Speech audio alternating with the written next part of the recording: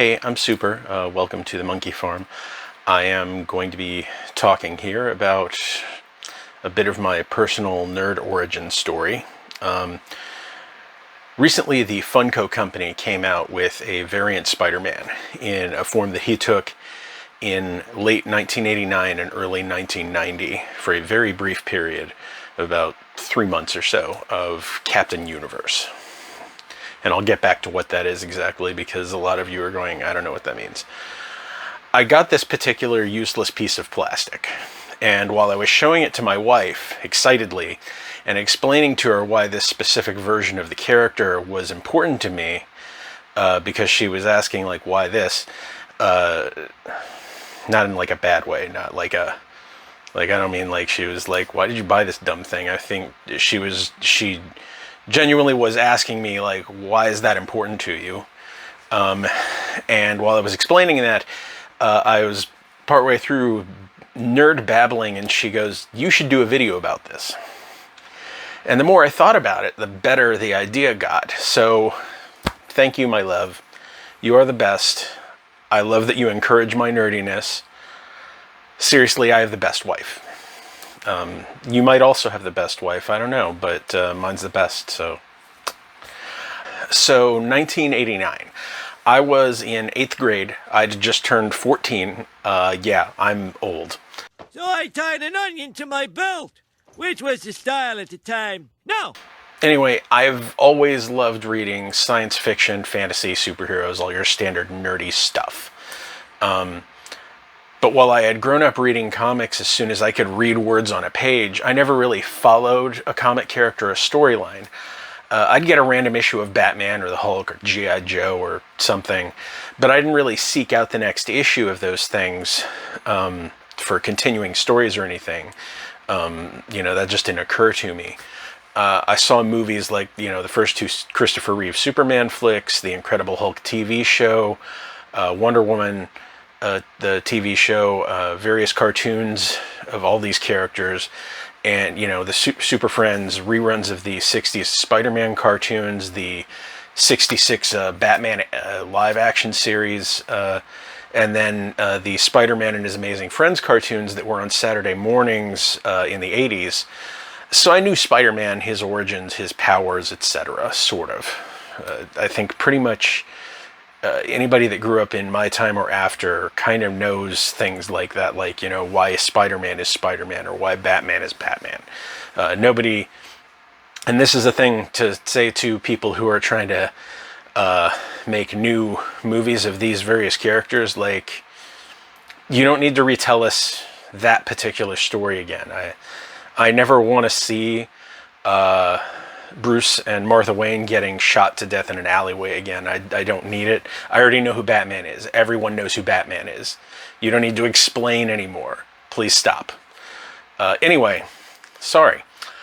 So one day in December, I'm out at a drugstore near home while we were just out doing some family shopping, I think. And I'm looking in the magazine section, and I saw this comic, Spectacular Spider-Man, number 158.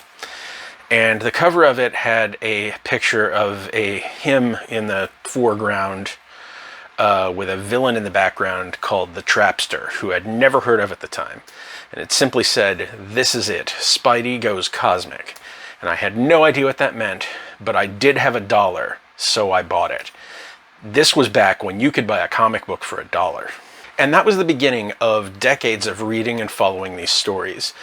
And really, in a sense, it was the beginning of me getting into the entire idea of long-form episodic storytelling, which is pretty much most TV and movies now. But back in the 80s, not so much. Like, especially on TV, most shows had a very everything remains status quo methodology to storytelling, so characters never really grew or changed. They might learn a new life lesson, but next episode, they're right back where they started. Especially sitcoms, like, will do this, like, oh, we've learned a lesson, but next week they're back on their shit again. I don't know.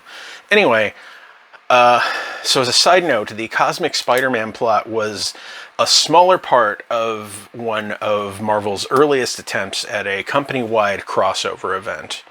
They've done so many of them since the 80s, but that was kind of when they started. This one was called Acts of Vengeance, and the basic idea of it was pretty neat in my opinion. A mysterious figure connects with a bunch of the big-name, top-tier villains in the Marvel Universe. Kingpin, Doctor Doom, Magneto, etc. And he plants this seed. You keep getting your butts kicked by the same hero you're always fighting. Part of this is because they already know you. They know your moves, they know how you think. They know how you operate. So, what if we all trade up? Like, we get Ultron to fight Daredevil, or set Juggernaut up against Thor. Maybe we can take out some thorns in our side from a new angle if we work together and coordinate this. This mysterious figure also set this all up, making each one of the bad guys think it was their idea to some degree. I don't think it'll surprise anyone at all to find out that the true identity of that mastermind is Loki, the god of mischief. This plan probably would have worked out great, except for a few tiny flaws. One was that almost as soon as everyone agreed to the plan, the various villains started trying to find ways around to double-cross each other or get some side benefit that they had no intention of sharing with the group.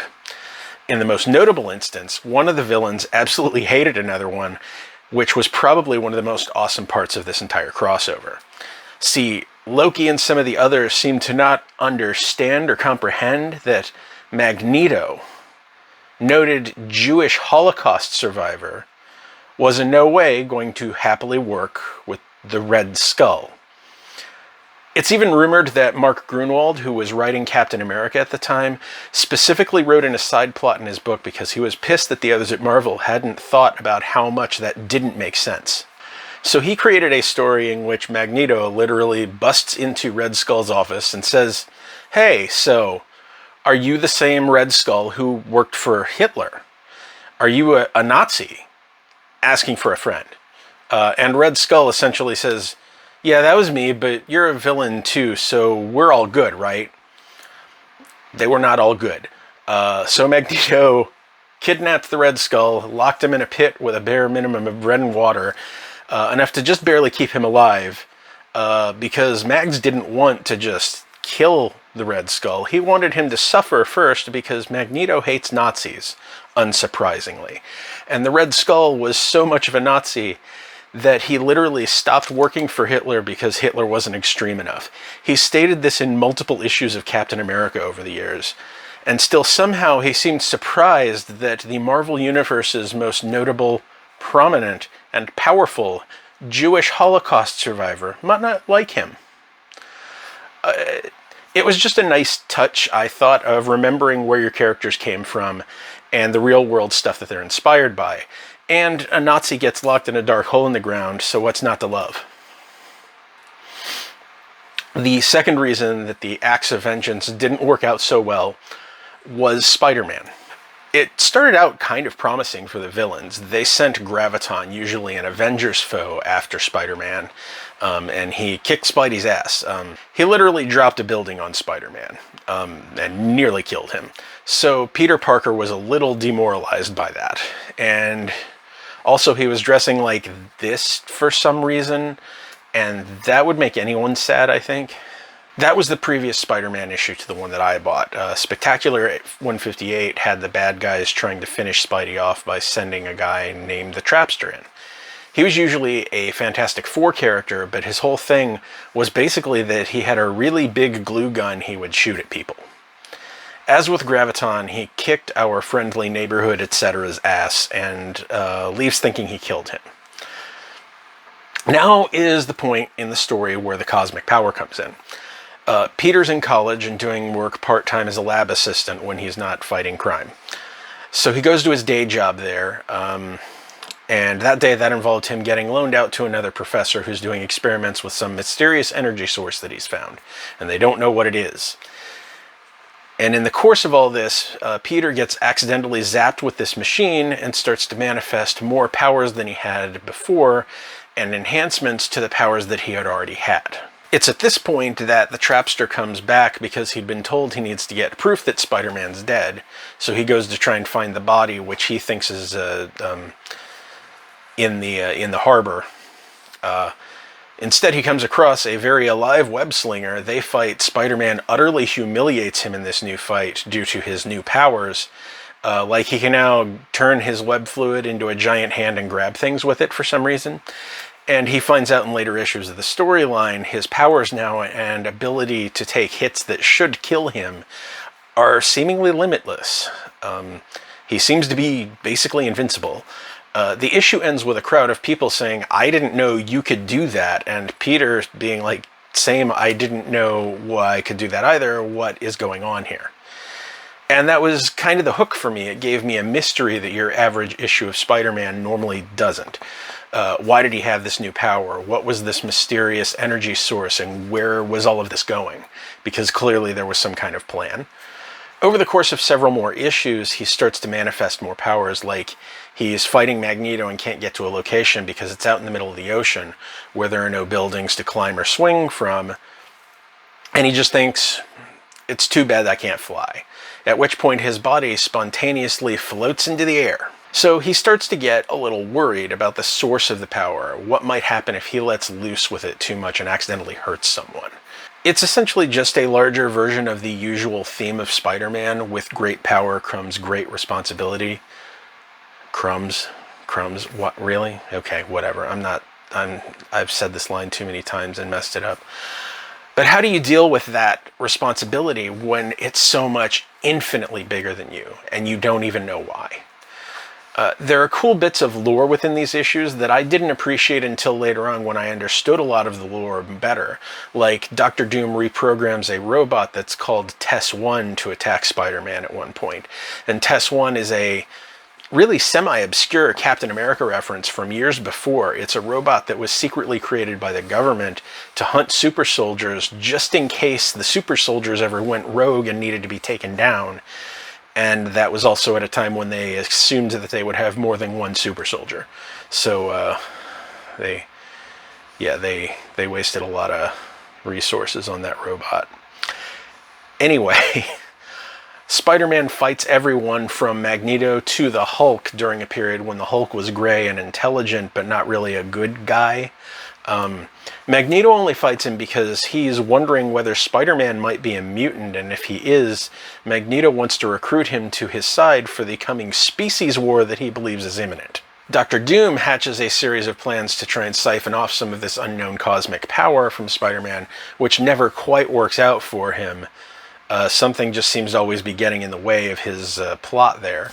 Eventually, the entire Acts of Vengeance plot falls apart. Thor realizes Loki's behind it all, and that all of this has been basically because Loki is, years later, still annoyed after the fact that he inadvertently created the Avengers in the first place by giving them a common enemy to team up and fight, and the Avengers defeat him.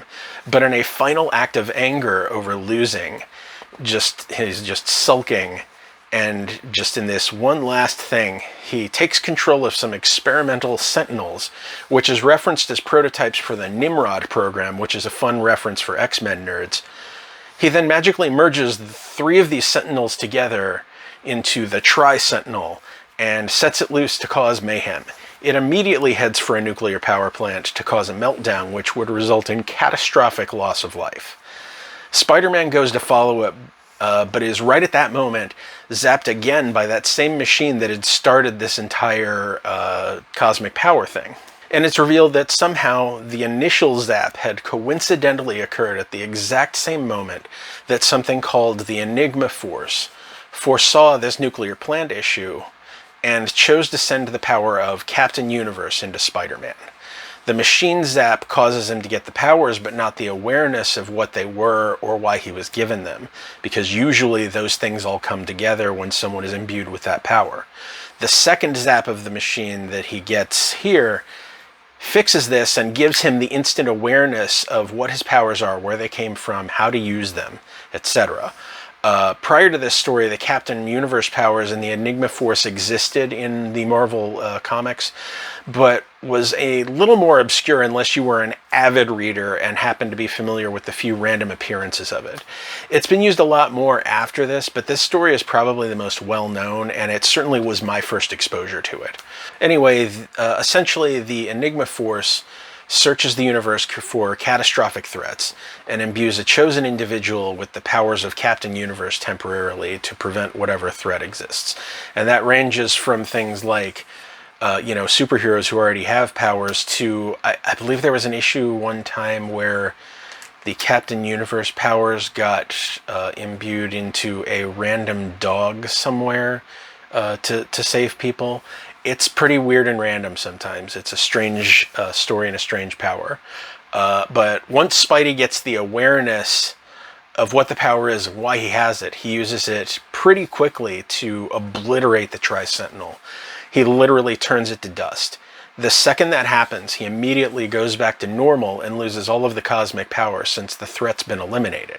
And that's pretty much the end of that plot. There are a few little aftermath things in the comics where other people try to get revenge on him after the fact because they got beaten so badly during this crossover. And I read all of those because, as I've said before, I was now hooked, and I was reading those for a good long while. I don't read a lot of current Spider-Man comic books. I'm not really too into the writing on them currently. But whatever. That one comic, though, resulted in my finding out where to get all of the further issues of the story. It led me to picking up other comics, which is a habit. Did I say habit? I meant hobby. Hobby. I still have this hobby to this day. It's not a habit. I can quit comics anytime I want. People don't tend to talk about this specific crossover very much anymore. It doesn't get brought up along with things like Secret Wars or those sort of things, or Civil War. There's a lot of wars, whatever. But I think the idea behind it and how it introduced a new reader to a much wider array of characters was pretty well executed. It was fun and it was exciting, and it explored the larger dilemmas of what you do with the amount of power when you can literally do anything. What do you choose to do with it? How would you even decide what to use the power on? What's appropriate force to use when you don't really know your limits and could accidentally kill someone? And Peter struggles with all of this, and I think truly learns from that experience as the series continued on. So I have very fond memories of this entire story arc and how it led me further into a life of nerd stuff that has, of course, in recent years become a lot more mainstream than it was when I was picking up comics as a, young teenager. Some old nerds have a weird bad attitude about that, and I don't get it. Like, they have this, I was here when this wasn't cool, and all these new fans are fake nerds. And I just can't possibly disagree with them more. I remember going to local comic shops and Comic Cons back in the early 90s, and a lot of it was very small. The cons had very few panels, if any. Cosplay was very rare, if existed at all at them. Fan art wasn't much of a thing. Booths were essentially just the same booth over and over with the same issues for sale, and not much merch or shirts or anything else. Well, I guess we're gonna rent this Dolph Lundgren Punisher movie, because it's the only thing we got. Anyway, but like, as far as like people that are dressing up, they're people who are like, oh, they're fake fans. So what if they may not know the complete history of a character with over 50 years of stories? It literally doesn't matter. I'd rather talk to someone who recently got into comics and is excited to show off their homemade Scarlet Witch costume than some dude who wants to come up and quiz you about your Green Arrow t-shirt to see if you're a real fan or just one of those people who watched the CW TV show. A new fan is still a real fan, and they're just trying to discover these things. And they'll stay a real fan and part of the community unless some gatekeeping asshole decides to make them feel so unwelcome first time at a convention that they never come back.